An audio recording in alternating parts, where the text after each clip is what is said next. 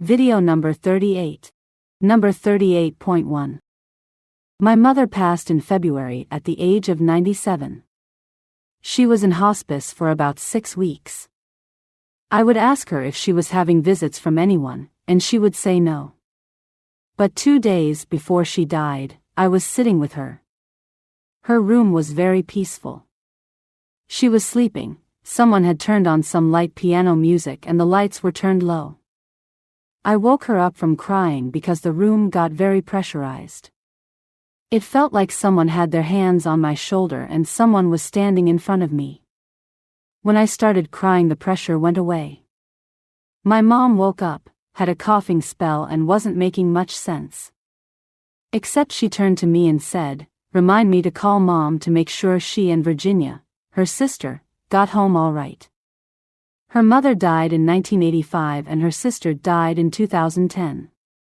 She went back to not making sense again and then briefly fell back asleep. When she woke up, she looked around the room and said, "Oh, I thought everyone was here." I don't think she meant her living family. I think she was talking about everyone who had passed. Number 38.2. I was at the bedside of my great-aunt as she was dying. Shortly before she passed, she asked me who the person was who was standing at the foot of her bed. There was no one there. I told her not to worry, the person was okay. She relaxed and passed shortly after. Number 38.3. My grandmother just died, and she did this with her dad and I felt so bad because he wasn't really there. Now I am happy because I have thought a lot about what she went through at the end and knowing she wasn't alone in her head makes me feel so much better. Number 38.4. Thank you for the good work you do. Hospice nurses deserve medals. Number 38.5. I was with my mom whilst she was in her final hours in hospital. I was lying on a mattress on the floor watching her when her face lit up and she said quietly, "Mary, your dad is here, he's at the foot of the bed." I couldn't see him, but I didn't contradict her. Her face was radiant, and the pain appeared to be gone from it. She died a few hours later. I will always cherish those hours I spent with her. Number 38.6.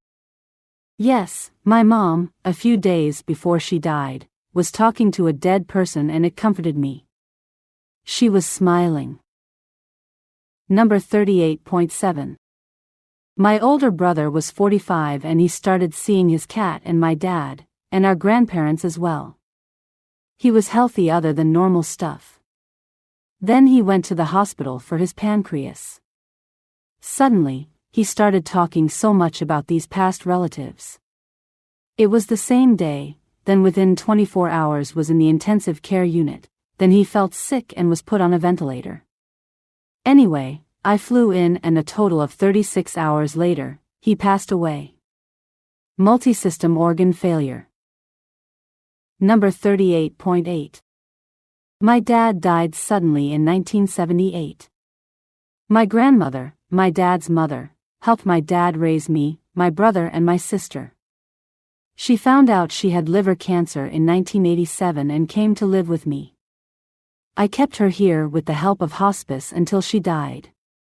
She had slipped into a semi-comatose state and was like that for 48 hours or so, but then she opened her eyes, looked at me and said so clearly and peacefully, "Look, I see your dad right over there.